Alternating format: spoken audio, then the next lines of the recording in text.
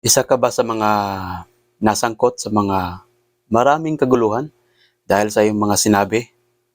Isa ka ba sa mga nagsasaboy ng mga maling impormasyon?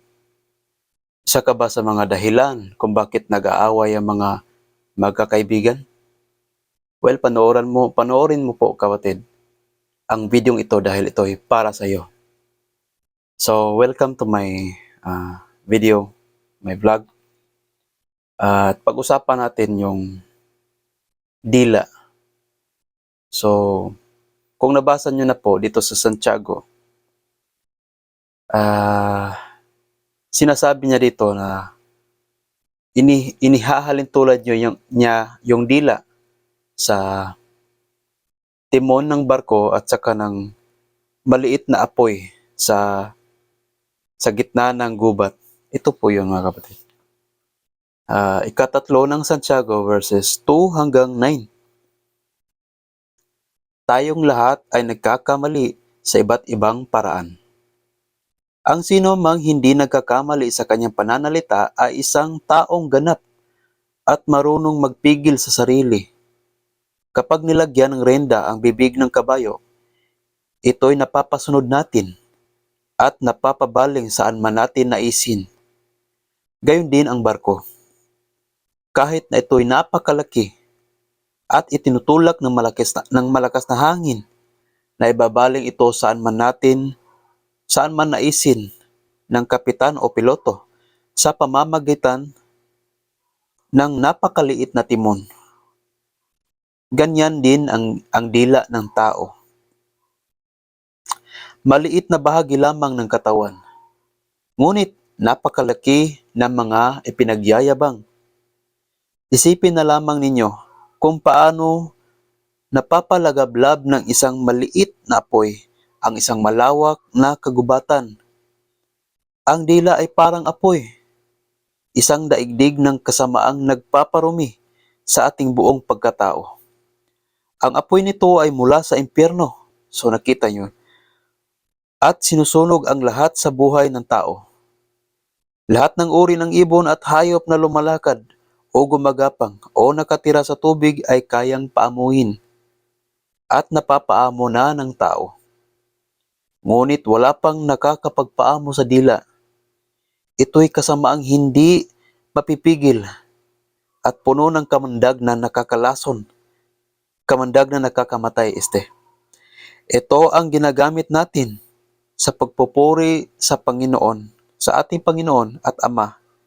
At ito rin ang ginagamit natin sa panlalait sa taong nilalang na kalarawan ng Diyos. Sa iisang bibig nanggagaling ang pagpupuri at panlalait. Hindi ito dapat mangyari, mga kapatid. Hindi lumalabas sa isang bukal ang tubig tabang at tubig alat. So yun po mga kapatid. Isang napakagandang biblical passage po para sa ating lahat.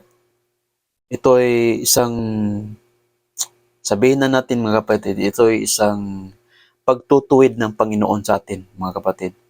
Kasi nga, tayo mga Kristiyano. So, hindi na natin isama yung hindi Kristiyano mga kapatid. Mapasaan ka mang sekta. So, ito ay isang pagtutuwid po para sa atin. So, napakapangit po na pakinggan ng isang tao na isang bahagi ng isang Christian community po ay nagpupuri sa ating Panginoon at Ama and at the same time ay nanlalait sa kanyang kapwa. Nag-spread ng masamang balita, ng maling balita. Nagkakos ng chaos po, no? Nagkakos ng kaguluhan sa ating paligid. At ikaw yung dahilan mga kapatid. Dahil sa iyong kakulangan, dahil sa iyong maling pananalita, so nagkagulo ang lahat mga kapatid. At hinihahalin tulad ni Apostol Pablo, ang dila ay parang apoy. So ang pananalita ay parang apoy. At ito'y apoy na galing sa impyerno. So, ito po yun mga kapatid. No? Ah,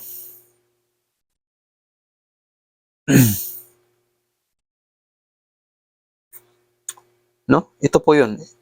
Isipin na lamang ninyo kung paano napapalagablab ng isang maliit na apoy ay isang malawak na kagubatan. So, yun po mga kapatid. Ang dila ay parang apoy. Yun. Isang daigdig ng kasamaang nagpaparumi sa ating buong pagkatao. Ang apoy na ito ay mula sa impyerno at sinusunog ang lahat sa buhay ng tao. So, narinig niyo yun mga kapatid. Hindi kaaya-aya pakinggan mga kapatid na ganun po. Isipin niyo na lang po na ito'y pagtutuwid ng ating Panginoon dahil po ang kanyang mga mahal niya ay yung tao mga kapatid. At bawat pagkakamali ng tao ay kanyang tinutuwid at ito yun, nandito sa kasulatan. So may iba sinasabi, wala naman akong pakialam dyan sa mga dahil namamatay naman talaga lahat. So, totoo po yan mga kapatid.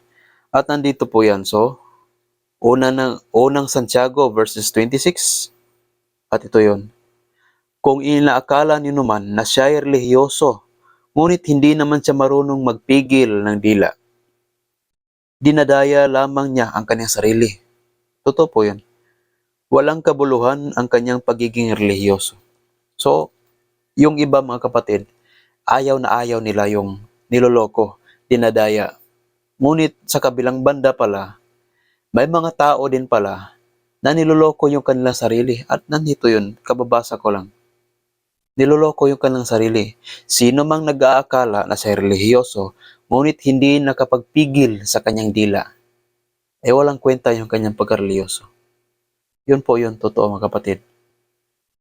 Yun po yung pahayag ng Apostol Santiago na puno ng Espiritu Santo po. Inspired by the Holy Spirit. At ito yung pinapasabi ng Holy Spirit po. Para sa ating lahat. Hindi lang para sa kanila, ngunit para sa ating lahat. So yung iba sinasabi, ay okay na ako kasi nga ginagawa ko naman yung 10 utos. Ay ibig sabihin po niyan, iniiwasan mong mga ganon, mga nasa 10 utos. Ngunit hindi pala nila alam sa ibang paraan kasi nga sinasabi dito, nagkakamali yung tao sa iba't ibang paraan. So, at kabilang na dito yung pananalita natin. So, kailangan po na yung pananalita natin ay angkop sa may kabuluhan po. So, hindi yung nakakasira sa nakikinig at lalong-lalo na sa mga bata, mga kapatid. So, ayaw na ayaw ng Panginoon yan.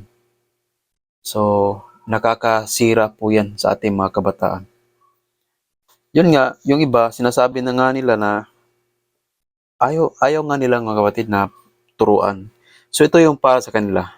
So, 8 ng Kawikaan, verses 35. Pagkat ang makasumpong sa akin ay nakasumpong ng buhay, at ang kalooban ni Yahweh ay kanyang nakakamtan. Ngunit, ang di nakasumpong sa akin, sarili ang sinasaktan. Ang napupuot sa akin, iniibig ay kamatayan. So, I hope mga kapatid may natutunan kayo sa bidyong to at sana ay bigyan tayo ng kaalaman ng Diyos at karunungan na mula sa Kanya. At salamat po sa inyong lahat at kita-kita tayo sa susunod kong video. So, bye-bye sa inyong lahat.